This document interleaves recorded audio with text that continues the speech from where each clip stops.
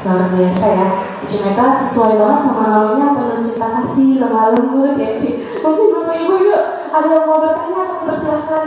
Oke, baik, yang pakai baju hijau ya. Pak, istilahnya melawan anak, bagaimana cara menghadapi anak itu. Jadi itu selalu tante tuh adanya masalah dia terus numpuk terus. Tapi sekarang dulu ya, apakah karena masalah kalau tante ketemu anak-anak yang seperti ini, bagaimana cara mengatasi, melatih kesabaran. Itu masuk ayah, masuk tante ini, apakah suami tante udah ke alam yang bahagia atau emang dia merupakan tante? Terima kasih, nama budaya. Boleh kasih tepuk tangan dulu ya, pembicaraan yang kuat ya, luar biasa. Luar biasa, silahkan Ci, boleh dijawab. Ya, untuk ngadepin anak-anak, aku jawabnya jangan secara umum aja ya tante ya. Kalau ngadepin anak-anak muda zaman sekarang, itu kita nggak perlu ngajarin mereka tuh berkali-kali, cukup sekali, 2 kali, udah mereka sebenarnya ikut. Cuma kadang secara tindakan, secara pikiran mereka tuh sering bablas. Jadi udah ngerti nih mamanya ngomong apa. Jadi mereka udah tahu ketika mamanya ulang lagi langsung dibalikin, bisa berpuluh kata, bahkan bisa ratusan kata. Jadi itu masih hal yang wajar ya untuk anak muda zaman sekarang. Yang penting dari tante udah cukup bilang, cukup ingetin. Nanti selebihnya biarin dia jalani hidup dia sampai dia bisa ngerti dan sadar sendiri. Jadi sehari udah cukup sekali tante bilangin, nggak perlu tiap hari itu diojek pagi siang malam. Yang ada tuh anak nggak betah di rumah. Semakin nggak betah, orang tua kan semakin khawatir dan semakin kesal ya, anak kemana nggak ada kabar kayak gitu. Terus kalau si anaknya tersebut memang udah kenal damai, suka berbuat baik, menanam kebajikan, tapi masih aja kadang suka susah dibilangin, ngomongnya bisa kasar atau kurang baik terhadap orang tua. Kita sebagai orang tua cukup ingetin gitu, yang kamu ucapkan itu tidak sepantasnya gitu. Apalagi kamu kan suka bertoihara, suka berbuat baik. Cobalah sambil latih gitu. Udah, nggak perlu sering-sering diomong, dilawan yang ada gitu. Jadi biarin mengalir aja dulu lah gitu. Itu hadapin anak muda zaman sekarang.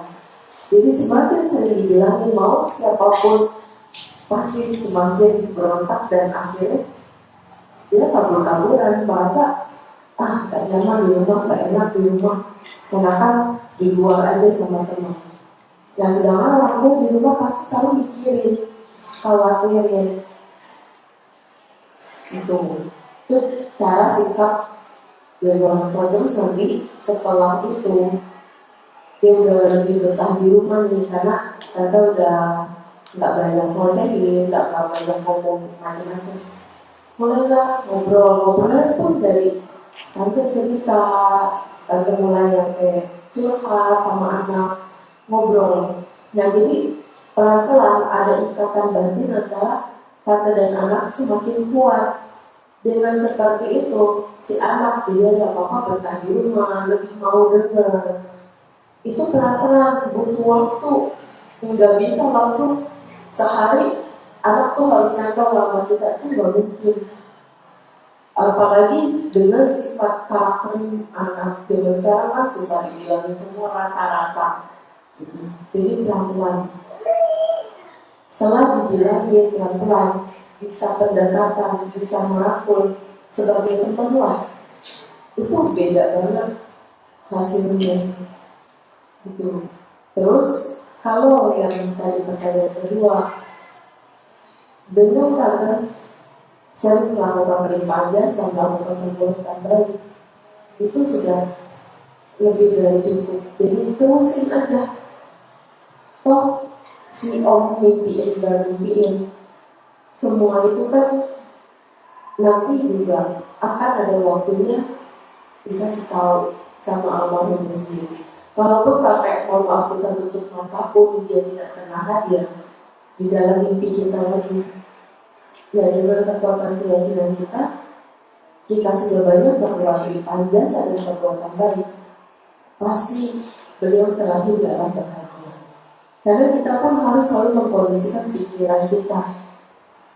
Dengan kita melakukan perbuatan baik, pasti yang kita limpahkan jasa tersebut, mau orang tua kita, mau siapapun, bisa terlahir karena bahagia sesuai karmanya masing-masing. Karena kita tidak pernah bisa tahu kemana kita akan melangkah ke depannya, kehidupan berikutnya. Walaupun hidup ini selalu dengan pilihan, hanya kematian dan perpindahan alam yang tidak pernah kita bisa tentukan. Karena semua balik lagi kondisi karma kita menentukan kemana. Terus usaha kita dalam berbuat baik, daya upaya kita dalam menanam kebaikan, pikiran penentu segala-galanya. Jadi yang penting dari tangga dan kita semua selalu jaga pikiran. Kita selalu bisa menjaga pikiran dengan baik. Tentunya ucapan kita akan baik dan tindakan kita pun akan baik. Seperti itu juga praktek. Nanti kita sendiri kok yang merasakan efek dari praktek dana yang sudah kita lakukan. Seperti itu. Ya, sama-sama.